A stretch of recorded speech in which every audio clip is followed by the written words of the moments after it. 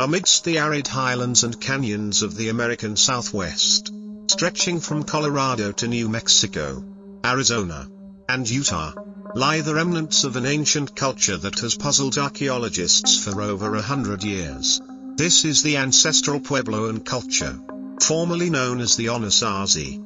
On sheer cliffs and deep within majestic canyons, they built multi-story stone dwellings, circular ceremonial structures called kivas, and large urban centers designed with layouts that even modern architecture would struggle to replicate in such rugged terrain. But what makes this culture one of North America's greatest mysteries is not just their unique construction techniques, but the question, why did they abandon it all? Why did thousands suddenly leave their settlements in the late 13th century? And what happened to them afterward? Welcome back to Hidden Universe, the journey to decode and explore the mysterious facts that have shaped human history.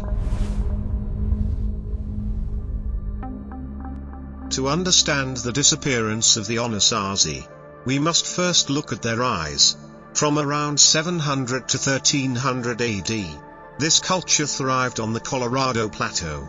This area features an arid climate, strong winds, and cold winters. Yet, the Anasazi developed an agricultural system based on beans, squash, and especially corn, thanks to sophisticated water management techniques in a dry environment. One of their greatest centers was Chaco Canyon, located in New Mexico. From 800 to 1100 AD, it became the region's religious, commercial, and political hub. Chaco Canyon contains great houses, with hundreds of rooms and multiple stories. Some structures, like Pueblo Bonito, had over 600 rooms and were built with precisely fitted sandstone. Remarkably, the great houses were arranged according to astronomical axes. They are aligned with the solstices and equinoxes, as well as lunar cycles. Many scholars believe Chaco Canyon was a ceremonial center dedicated to tracking time and seasons on a massive scale. Beyond massive architecture, Chaco featured a network of great roads, up to 10 meters wide and stretching dozens of kilometers toward smaller settlements. These roads were so straight they barely deviated for natural terrain. The Chacoans built ramps up cliffs by leveling or cutting through rock. This indicates a very high level of social organization. By the 12th century, the center of power shifted to Mesa Verde, where the Anasazi built their most famous cliff dwellings. Cliff Palace, Spruce Tree House, and Balcony House are prime examples. These structures were built into natural alcoves, 10 to 40 meters above the ground, not easily accessible.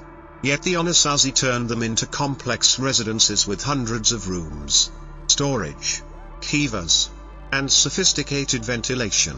The big question is, why did they choose to live on cliffs? Many theories exist. One suggests it was a defensive measure. Climate change and resource competition may have caused conflict with neighboring groups. Living on cliffs made them easier to defend. Another theory suggests the alcoves provided shade in summer and retained heat in winter, saving energy and stabilizing the living environment.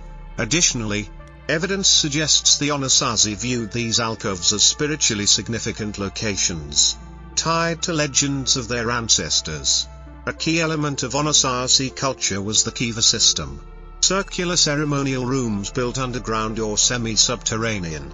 Kivas had wooden roofs, ventilation shafts, and a small hole called a sipapu, symbolizing where ancestors emerged from the underworld. The kiva reflects ancestral Puebloan beliefs regarding three world levels: the sky, the earth, and the underworld. Here, the major question arises: if the Anasazi had a complex culture, advanced construction techniques, and a vast trade network, what caused them to vanish? From the late 12th to the early 13th century, entire areas like Mesa Verde and Chaco Canyon were abandoned. This departure was not random but organized. There are no signs of large-scale warfare, no evidence of destruction or occupation by outside groups. This has led archaeologists to propose several theories. The first theory relates to climate change. Tree ring analysis shows this period underwent a drought lasting nearly 60 years, in a region dependent on rainfall for corn. Such a prolonged drought could collapse the food economy, leading to mass migration. The second theory involves internal conflict. Some evidence at Chaco Canyon suggests high social stratification and centralized power may have caused instability. As food sources dwindled, internal tension and disputes between groups likely increased. The third theory concerns the ecological environment. Deforestation for building homes and burning fuel may have degraded the land around Chaco Canyon, forcing residents to migrate elsewhere. There is also a theory about religious shift. Some studies suggest that complex ceremonial relationships at Chaco may have caused upheaval as people changed their centers of belief. Notably, the ancestral Pueblones did not disappear. They simply moved.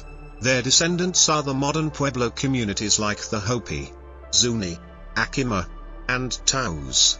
Their languages, rituals, and traditions still preserve many elements from Anasazi culture. But why did they never return to Chaco Canyon or Mesa Verde?